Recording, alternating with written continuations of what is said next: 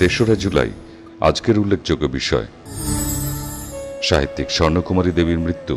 স্বর্ণকুমারী দেবী জন্মগ্রহণ করেন 28শে অগস্ট 1855 খ্রিস্টাব্দে, মৃত্যু 3রা জুলাই 1932 খ্রিস্টাব্দে। কলিকাতার জোড়াসাঁকোতে জন্ম স্বর্ণকুমারী। পিতা ছিলেন মহর্ষি দেবেন্দ্রনাথ ঠাকুর। উত্তর জীবনে কবি, ঔপন্যাসিক ও সমাজসেবিকা রূপে প্রতিষ্ঠা লাভ করেছিলেন স্বর্ণকুমারী দেবী।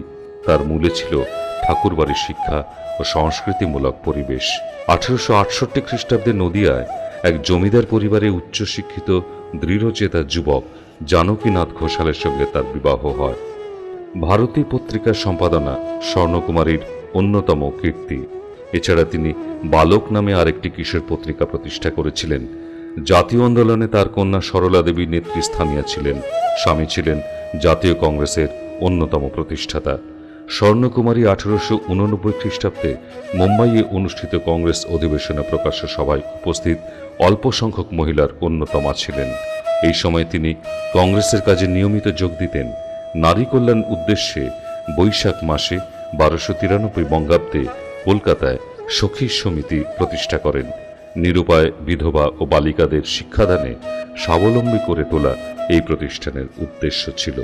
এই সমিতির উদ্যোগে বেথুন স্কুল ভবনে 3 দিনব্যাপী একটি মেলা ও প্রদর্শনীর আয়োজন করেছিলেন। সে যুগে এই ব্যাপারটি যথেষ্ট চাঞ্চল্য সৃষ্টি করেছিল।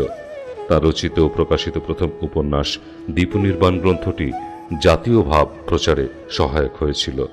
কলিকাতা বিশ্ববিদ্যালয় তাকে জগত্তারিণী স্মৃতিপদক উপহার দেন। তিনি নিজে বহু গান লিখেছেন। আর তার প্রতিভার আরেকটি দিক বৈজ্ঞানিক প্রবন্ধ রচনায় উৎসাহ ও প্রবর্তনা। বৈজ্ঞানিক পরিভাষা রচনার প্রতি তাঁর ছোঁক তার জ্যেষ্ঠগ্রজের অনুরূপ ছিল। দ্বিতীয় হুগলি সেতু কাজ শুরু করেছিল 1979 সালে আজকেরই দিনে।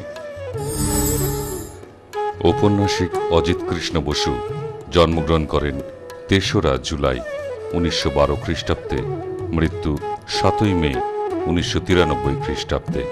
অজিত কৃষ্ণ বসু তিনি ছিলেন সঙ্গীত, সাহিত্য ও জাদু 3 ক্ষেত্রেই পারদর্শী।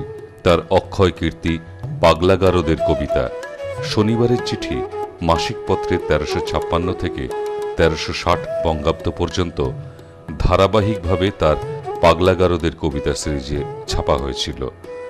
ছোটদের জন্য বই লিখেছেন খামখেয়ালি ছড়া, আজব ছড়া, ছড়ার মিছিল প্রভৃতি। স্কুল জীবন থেকেই তিনি তার বন্ধু জাদু সম্রাট PC সরকারের সঙ্গে সমান্তরালভাবে জাদু চর্চা করে গেছেন, যদিও কখনো মঞ্চে উঠে জাদু প্রদর্শন করেননি। তার সর্বশ্রেষ্ঠ উপন্যাসগুলি হল প্রজ্ঞাপারমিতা, সানাই, শকুন্তলা, স্যানিটেরিয়াম, চন্দনপুরের কাহিনী, শেষ বসন্ত, বিধাতা প্রভৃতি।